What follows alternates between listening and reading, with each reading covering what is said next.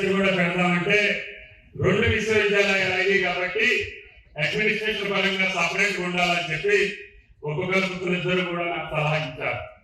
అందుకనే దాని పక్కనే ఉన్నటువంటి 70 ఎకరాలు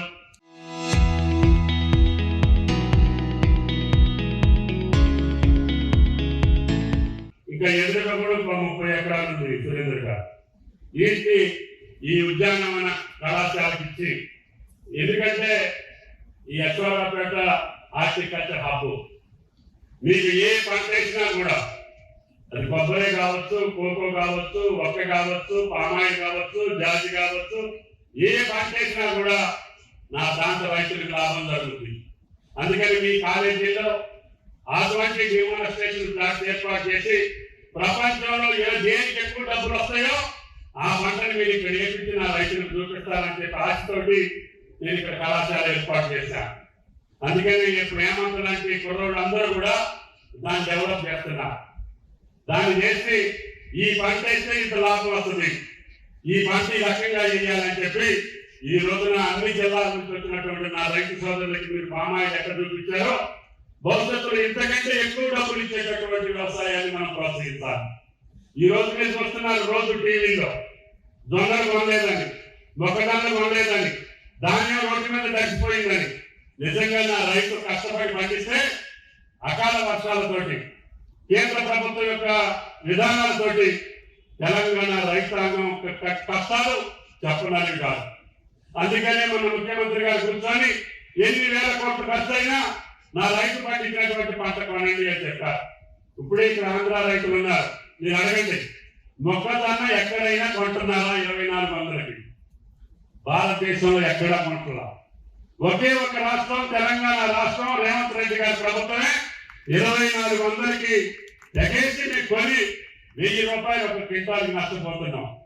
అయినా సరే ముఖ్యమంత్రి గారు రైతును ఆదుకుందామని చెప్పి అదేవిధంగా మొక్కజొన్నలు కాకుండా జొన్నలు ఆదిలాబాద్, నిజామాబాద్ జిల్లాలు ఇప్పుడే సురేంద్ర గారికి చెప్తా, కలెక్టర్ చెప్పి ఆకి కూడా ప్రమాణం చెప్తున్నాం.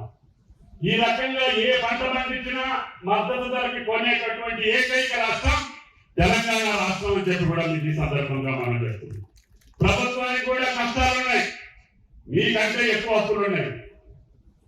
ఇంకా కొత్తగా అప్పు ఇచ్చేవాడు కూడా లేకపోయినా ముఖ్యమంత్రి గారి ధైర్యంతో మీరు కొనుగోలు చేయండి, ఏదైతే అవుతుంది నా రైతు కష్టాల్లో ఉండని చెప్తే ఇప్పుడు మొక్కజొన్నలు, జొన్నలు, అదేవిధంగా శనగలు, సోయా, సన్ఫ్లవర్ అన్ని రైతులు పండించి రోడ్డు మీద పెట్టుకున్నారు. అందుకని ఈ వారం 10 రోజుల్లో వర్షాలు రాబోయేసరికి పంటలు ఇంటి పరిస్థితుల్లో కొనుగోలు చేయాలని చెప్పి ప్రభుత్వం ఆదేశాలు ఇచ్చింది. అందుకని ఇటువంటి కష్టాలు రాకుండా రైతు నష్టపోకుండా ఉండాలి అంటే ఇటువంటి హార్టికల్చర్ పంటలు వేయాలని మిమ్మల్ని అంతా ఇక్కడికి పిలిపించాం.